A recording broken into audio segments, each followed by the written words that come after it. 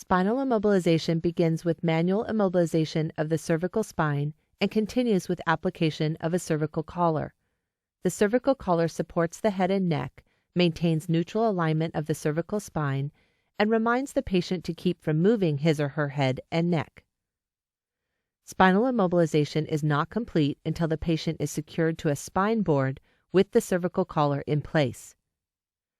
Spinal immobilization should be considered anytime a patient sustains a significant mechanism of injury, complains of head, neck, or back pain, suffers soft tissue damage to the head, face, or neck from trauma, or exhibits an altered level of consciousness without explanation. The KED, or Kendrick extrication device, is a commercial short backboard vest device used to immobilize the spine of a seated patient found in a vehicle, chair, or other location. The technique may be applied to patients injured while seated, such as in a motor vehicle collision, or it may be indicated for patients who end up in a seated position after the injury occurs. For instance, the victim of a motor vehicle collision may get out of the car to assess the damage, then return to the driver's seat to wait for an ambulance. Another patient may fall at home, climb into a chair to rest, and find the neck or back pain unbearable, so then calls for help. The KED should be considered for stable patients who present seated with a possible spine injury or complaint of neck or back pain, and especially when the patient will need to be lifted up out of a location such as a ditch, well, vehicle, or other confined space. Begin the procedure by taking BSI precautions. Approach the patient from his or her front.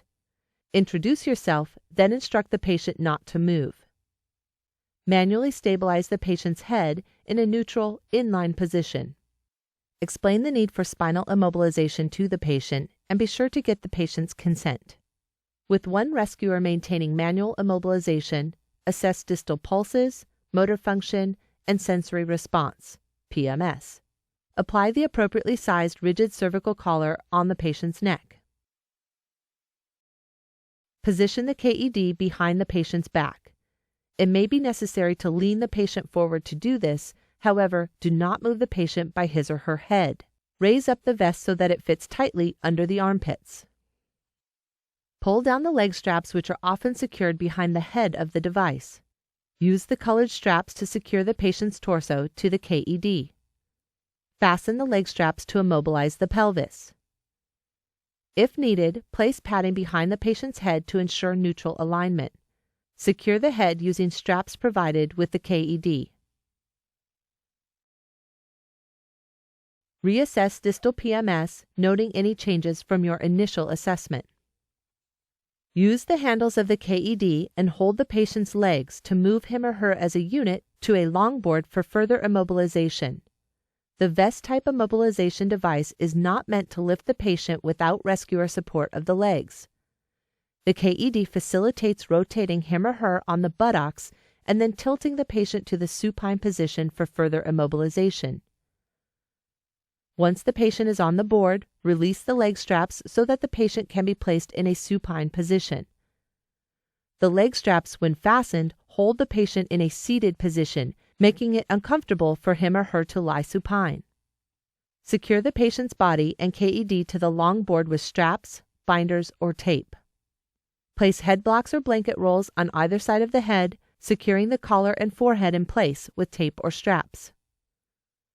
Reassess distal PMS, noting any changes from your initial assessment. In the event a KED is not available, a very similar technique can be used with a short backboard, using straps, tape, or cravats to secure the patient to the short board before moving the patient as a unit to the long spine board.